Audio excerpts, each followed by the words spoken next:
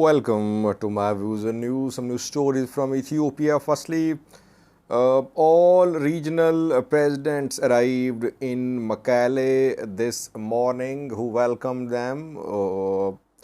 And what does this development show? Does it mean that federal government is trying its back to take Tigray back into its fold? It is trying to welcome the people of Tigray, government of Tigray. Overall, what is the message for Tigrayans? What is the message for Ethiopians through these visits?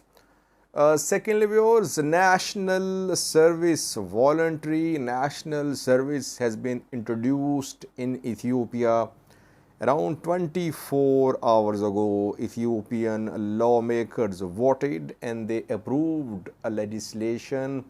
Last year, if you remember, PM Abiy spoke and some military commanders spoke about need for national service, military service, voluntary military service for students in Ethiopia. Can we compare Ethiopian and Eritrean national service? And can this voluntary national service in Ethiopia turn into forced national service in future like we're seeing in Eritrea? Firstly, viewers, this morning all regional presidents arrived in Mekelle a few days ago. This week, I think PM Abiy announced that two developments would happen this week. He had said that talks would start between the Oromo Liberation Army and Ethiopian government, and all regional presidents would visit Macaulay. Both have happened. Talks underway in Tanzania, Zanzibar, and all regional presidents arrived in Macaulay this morning. Adam Farah was leading the delegation. Adam Farah is vice chairman of the Prosperity Party. We saw, it was good to see Yilkal Kefale hugging Gata Chorida. That is what is needed. Yilkal was there from Oromia, Shimalis Abdisa was there. Shimalis and Gatacho has held some meetings in Oromia too, and 2 days ago, Oromia sent several trucks carrying aid for Tigray, and before that, a delegation from Oromia consisting of traditional elders and religious elders like Abunis Severos visited Mekelle. From Somali region, Mustafa Umar was there. And from afar, Abul Arba was there, and other regional presidents were part of the delegation too. Adanich Ababe, Addis Ababa mayor, and Dir Deva mayor were there too, visiting Mekelle. All regional presidents were very warmly welcomed by Tigray. Getachew personally welcomed all of them at the airport in Mekelle. Religious elders were there. Tigray's religious elders were there too at the airport to welcome the guests who arrived there. Overall, it was good to see these spectacles of solidarity shown by regional leaders are good to see.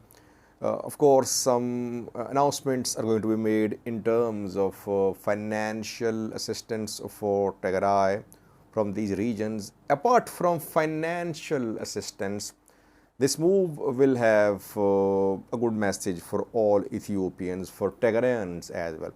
That is how wars, that is how conflicts end. But mature, responsible and sensible people are those who prevent conflicts. Otherwise, whenever conflicts end, you see people shaking hands, hugging each other.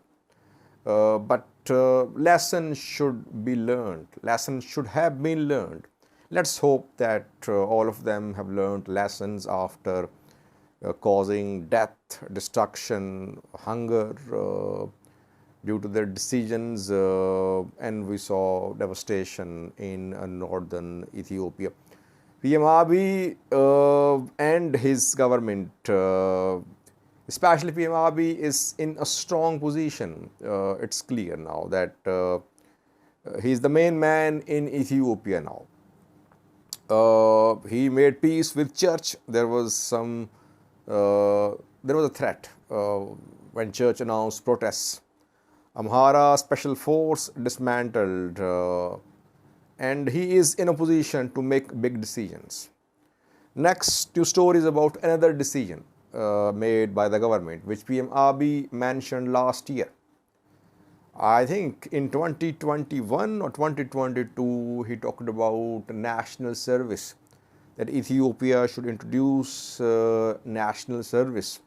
Some military commanders also hinted at introduction of national service. And 2 days ago, Ethiopian House of People's Representatives voted to pass a bill. And with majority vote, the bill has been approved by the lawmakers. Now, students can join voluntary national service. The students must be 18 years or above old, firstly. Secondly, they must have completed school education or university education. And after military training, they'll serve for 2 years in national service. Just 2 points. Ethiopia, firstly, will have to ensure that Ethiopian national service does not turn into the national service like we're seeing in Eritrea.